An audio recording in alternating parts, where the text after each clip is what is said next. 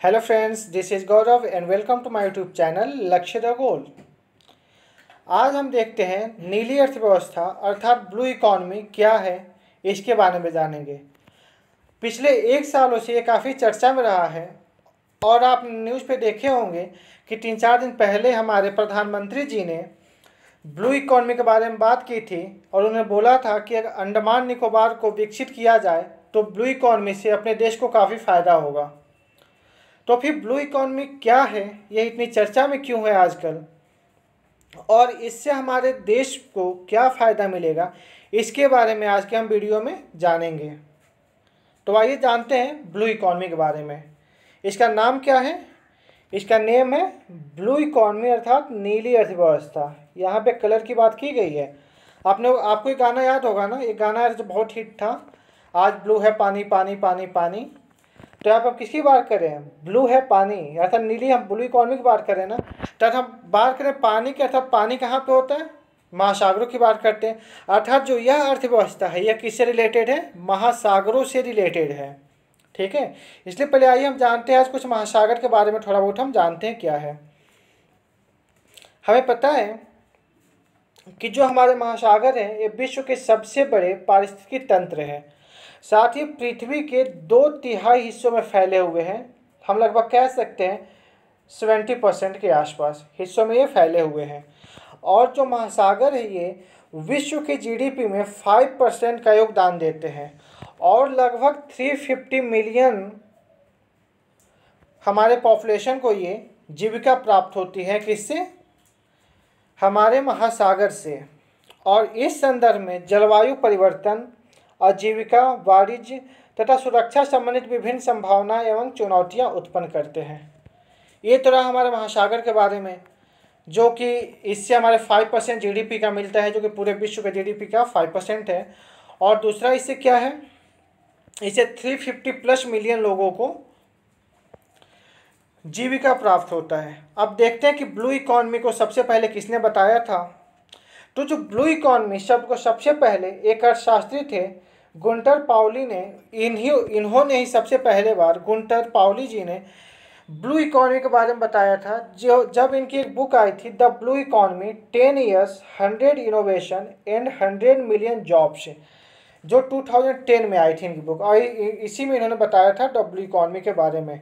और जो blue economy शब्द है ये वर्ल्ड के इकॉनमी में सबसे पहली बार यूज किया गया था 2012 के रियो शिखर सम्मेलन में। इस दौरान जो छोटे विकासशील द्वीपीय राज्य और अन्य तटीय जो देश थे, इन्होंने ही सबसे पहले बार ब्लू इकॉनमी के बारे में बात किया था। और इसको सबसे पहले लिखा, बताया किसने था? गुंटर पाउली ने बताया था अपनी पुस्तक में, जो 2010 में लॉन्च हुई थी। और उसका नेम क्या था? The blue economy 10 years 100 innovation and 100 million jobs. Blue economy का लक्ष्य जो है यह है कि व्यवसाय के साथ आगे बढ़कर आर्थिक विकास और महासागरों के स्वास्थ्य को ध्यान में रखते हुए प्रस्तावों पर विचार करना है। यह है ब्लू इकॉनमी का लक्ष्य, जो कि बहुत ही अच्छा है, क्योंकि महासागरों के स्वास्थ्य का भी ध्यान रखना पड़ेगा।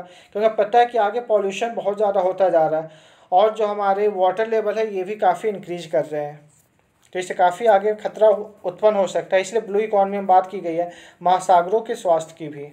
ठीक है, यह आर्थिक विकास, सामाजिक विकास और आजीविका के संरक्षण या सुधार को बढ़ावा देना चाहता है। जो ब्लू इकॉनमी है यह आर्थिक विकास के साथ साथ सामाजिक समावेश और आजीविका के संरक्षण या सुधार को बढ़ावा देना चाहता है।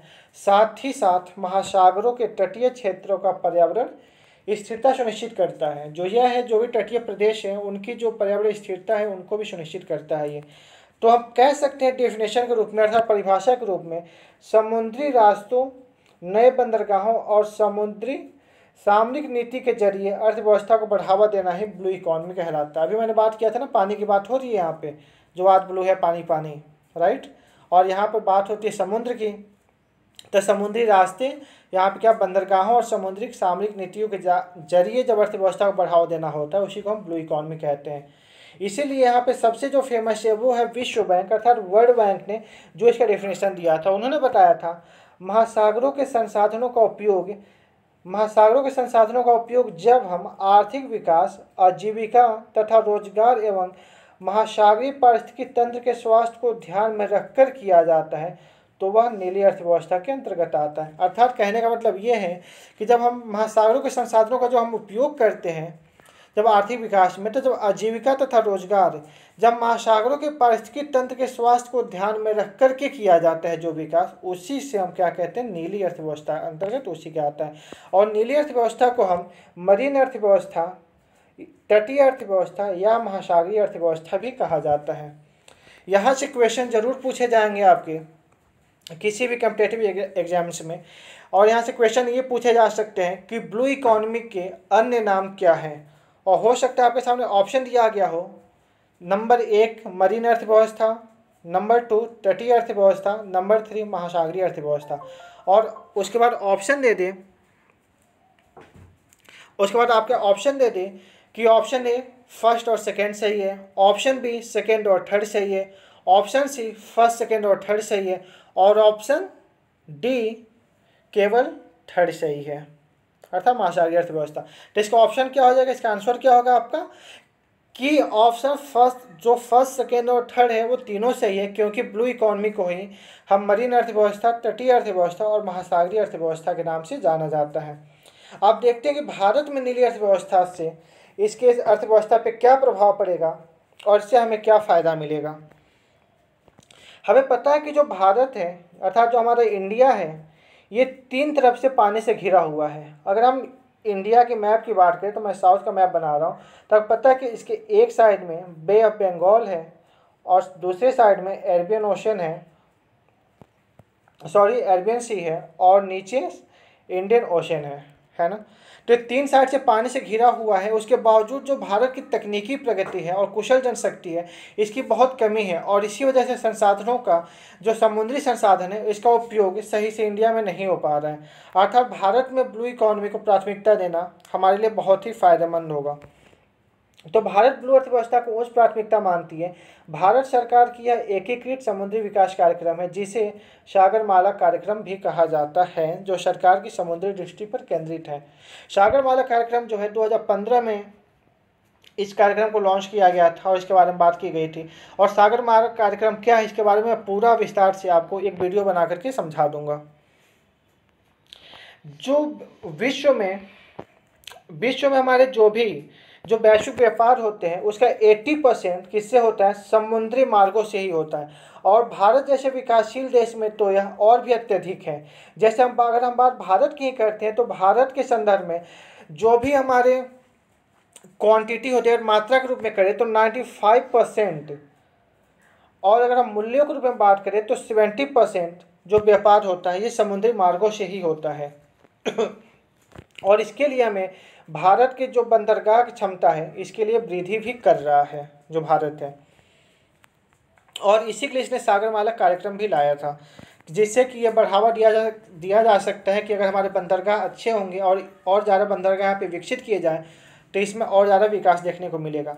अब हम देखते क्या है कि नीली अर्थव्यवस्था का महत्व क्या है। ठीक है, पहला तो क्या हो जाएगा, हम सबसे आसानी से हम कह सकते हैं कि समुद्र में सबसे ज़्यादा क्या होता है, मत्स्य होती है, मछलियाँ होती हैं। तो मत्स्य कृषि बहुत वहाँ पे आसानी से होता है, और इससे सबसे बड़ा फायदा ये होता है कि यहाँ के जो भी तटीय प्रदेश होते हैं काफ़ी लोगों की जीविका तो यहीं से चलती है, और हमारे खाद्य पदार्थों के रूप में ये काफ़ी महत्वपूर्ण भी है। सेकेंड नंबर क्या है, अलवणीकरण के माध्यम से ताज़े पानी की प्राप्ति। जो सेलाइन वाटर है, हमें पता है कि जो भी आइलैंड है उसके चारों तरफ क्या होते हैं, आइलैंड कहते किसे हैं, जो चारों तरफ से महासागरों से घिरे रहते हैं या जल से चारों तरफ से घिरे रहते हैं। अतः पता है कि जो वहाँ पे जो भी जल पाया जाएगा वो फ्रेश वाटर तो होगा नहीं, सब सेलाइन वाटर होंगे। तो तो जो सेलाइन वाटर होते हैं उनको फ्रेश करके वहाँ पे पानी के रूप में यूज किया जा सकता है। जो नेक्स्ट है वो नवीकरणीय ऊर्जा उत्पादन है। नवीकरणीय ऊर्जा उत्पादन में भी काफ़ी अच्छा खासा प्रोग्रेस किया जा सकता है। फोर्थ है मैरीटाइम परिवहन, बंदरगाह सेवाएं इत्यादि। अभी मैंने आपको ऊपर बताया कि जो भी विश्व के जो भी व्यापार होते हैं 80% जो व्यापार होते हैं किसके थ्रू होते हैं, सी रूट्स के थ्रू होते हैं। तो इसके लिए हमें बंदरगाह जो हमारे पोर्ट है इसको और ज़्यादा विकसित करना होगा। फिर एक और है पर्यटन, उसको विकास करने से वहाँ पे पर्यटन को भी काफ़ी बढ़ावा दिया जा सकता है। और नेक्स्ट क्या है, ब्लू कार्बन। यहाँ से भी काफ़ी फ़ायदा होता है, क्योंकि हमें पता है कि आप पहले देखते हैं कि कैसे काम करते हैं ब्लू इकोनॉमी, इसके बाद हम इसके आगे बात करते हैं। जो ब्लू इकोनॉमी होता है तो सबसे पहले क्या किया जाता है कि समुद्र आधारित बिजनेस मॉडल तैयार किया जाता है, और उसके साथ ही संसाधनों का इस्तेमाल कैसे किया जाए और समुद्री कचरे का निपटान किया जाए, उसके लिए एक डायनामिक मॉडल भी तैयार किया जाता है। क्योंकि हमें पता है कि जो पर्यावरण है फिलहाल दुनिया का एक बहुत बड़ा मुद्दा है। ऐसे में जो ब्लू इकॉनमी है अपनाना इस नज़रिए से बेहद फ़ायदेमंद साबित हो सकता है। जो हमें पर्यावरण जो है फिलहाल दुनिया का एक सबसे बड़ा मुद्दा है, क्योंकि हमें पता है पॉल्यूशन बहुत ज़्यादा बढ़ता जा रहा है, और ये भी है कि हमारा जो कार्बन एमिशन बहुत ज़्यादा हो रहा है, तो इससे आने वाले टाइम में काफ़ी खतरा हो सकता है। तो इस वजह से ब्लू इकॉनमी को अपनाना हमारे लिए बहुत फ़ायदेमंद साबित हो सकता है। ब्लू इकॉनमी के तहत फोकस खनिज पदार्थों समेत समुद्री उत्पादों पर होता है।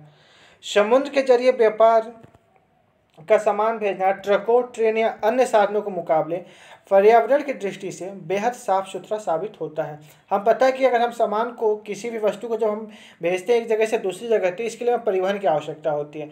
तो परिवहन में हम या तो हम समुद्री मार्गों से करते हैं या फिर सड़क मार्गों से करते हैं। तो जो हमारे सड़क है, जो रोडवेज, उसके साथ हम क्या ट्रक का इस्तेमाल करते हैं, ट्रेन का इस्तेमाल करते हैं, इत्यादि और भी जो साधन है। तो इससे पॉल्यूशन बहुत ज़्यादा होता है। अगर हम इससे तुलना करें समुद्री मार्गों से, तो यहाँ पे पॉल्यूशन इतना ज़्यादा नहीं होता, तो पर्यावरण की दृष्टि से भी ये काफ़ी साफ़ सुथरा साबित होगा हमारे लिए। इसलिए ब्लू इकॉनमी हमारे लिए बहुत ही ज़रूरी है। तो मैं आशा करता हूँ मैं आज आपको जो भी बताया आपको अच्छे से समझ में आया होगा, और ब्लू इकॉनमी बहुत ज़रूरी था, इसलिए मैंने इसको आज बताना सही समझा।